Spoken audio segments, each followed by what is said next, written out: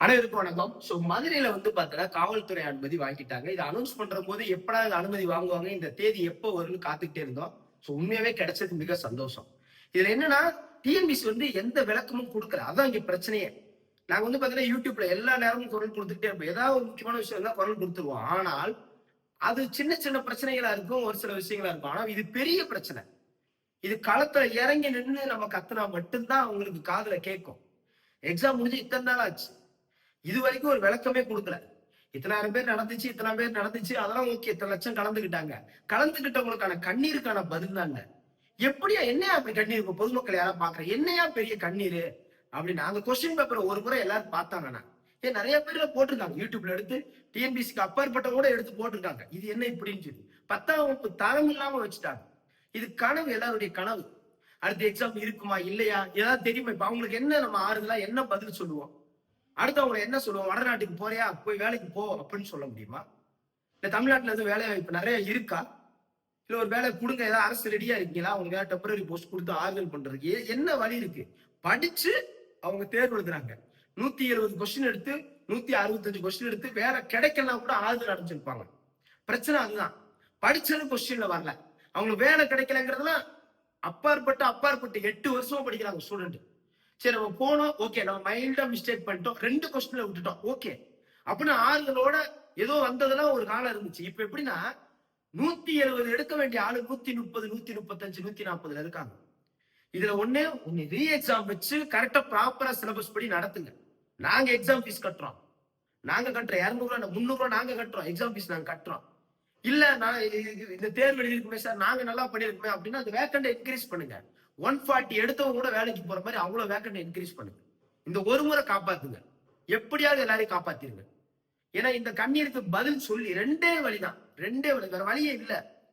அடுத்து வரும்போது நீங்க இப்ப எதுக்கு மதுரையில நாங்க கண்டிப்பா நாங்க கலந்துக்கிறோம். நானும் சார் எல்லாருமே கலந்துக்கிறதா போறோம். எல்லா யூடியூபர்ஸும் வாங்க, எல்லா பயிற்சி மையங்களும் வாங்க, கலந்துக்கிட்டு தான் இந்த மாதிரி அனுமதி வாங்குறது பெரிய விஷயம்.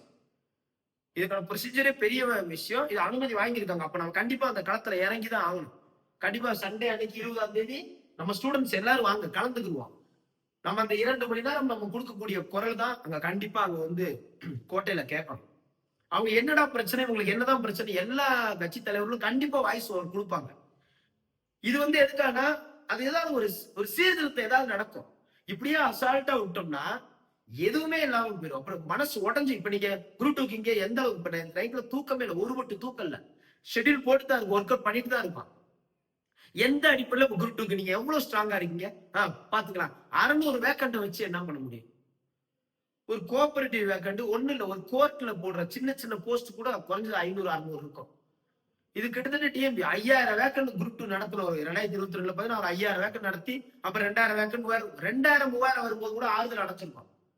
2000 வேக்கண்ட் வந்தா கூட ஓகே, அடுத்து ஒரு 1000 கூட்டுவாங்கன்னு ஒரு எண்ணம். இப்ப இந்த குரூப் 4ல ஒரு 3000 கிட்ட இருக்குன்னா இன்னொரு 3000 கூட்டுவாங்கிற நம்பிக்கையோட தான் இந்த தேர்வு நம்ம எழுதப்போம்.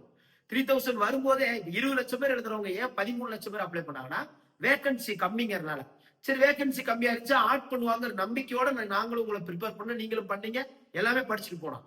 படிச்சுட்டு போனது வரலங்கிறதா பிரச்சனை.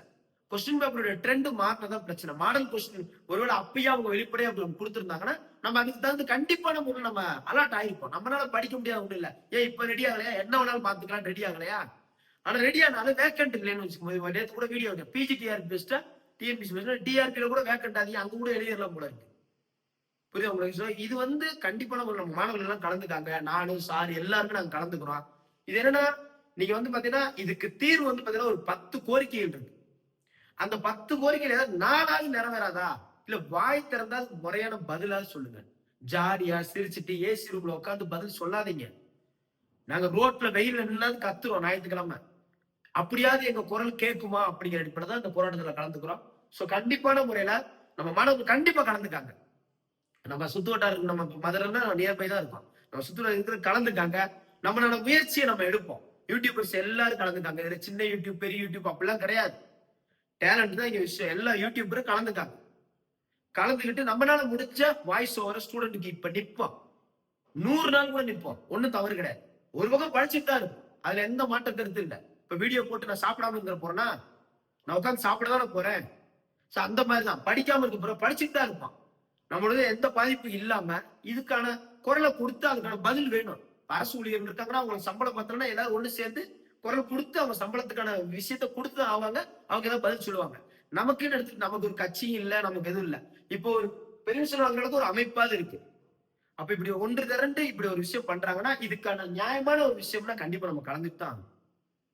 சோ கலந்துகிட்டா மட்டும்தான் நமக்கான தீர்வு ஏதாவது கிடைக்கும். கண்டிப்பா வந்து பாத்தீங்கன்னா இது நீங்க நடந்து முடிஞ்ச உடனே திங்கட்கிழமை ஏதாவது ஒரு மிகப்பெரிய ஒரு நியூஸ் கண்டிப்பா வரும். கண்டிப்பான முறையில் ஏதாவது ஒரு அறிக்கை கொடுப்பாங்க. ஒரு பக்கம் ஒரு A4 சீட்டுக்கு கூட நாங்க ஆகாம போயிருவோமா? என்னன்னு கூட சொல்லுங்க. தவறு நடந்துட்டா கூட தவறு இந்த மாதிரி ஆயிடுச்சு வச்சிருச்சு. அடுத்து என்ன பண்ணலாம்? எதையாவது ஒரு பதிலே வரல. சோ அதனால கண்டிப்பான முறையில இந்த மதுரையில வந்து ஞாயிற்றுக்கிழமை 11 மணி டு 1 மணி பழங்கானத்தம் ரிங் ரோட்ல நடக்குது. சோ கண்டிப்பான முறையில கலந்துக்குவோம் எல்லாரும். ஸ்டூடெண்ட்ஸ் ஆகிய நீங்களும் கலந்துக்காங்க, சாரும் கலந்துக்கிறேன்னு சொல்லியிருக்காங்க. கட்டாயமா களத்துல சந்திப்போம். நேர்மையான முறையில, நியாயமான முறையில, சட்ட ரீதியா, அதாவது எப்படின்னா நம்ம படிச்சவங்க நமக்கு தெரியும். பொதுமக்களை டிஸ்டர்ப் பண்றதோ வைக்கிறதோ எங்களுக்கு 1000 வழி இருக்கு. அந்த வழியெல்லாம் இது எப்படின்னா இந்தி போராட்டம் ஒன்று இருக்கு பாத்தீங்களா? நீங்க சொல்றீங்கல்ல திராவிட கட்சியில நாங்களாம் இந்திக்காக போராடணும், ஹிந்தி அப்படி மொழி என்ன. இப்ப நாங்க தமிழுக்காக போராட வரோம். எங்க தமிழை எங்களுக்கு வேணும், எங்களை தமிழை காப்பாத்துங்க.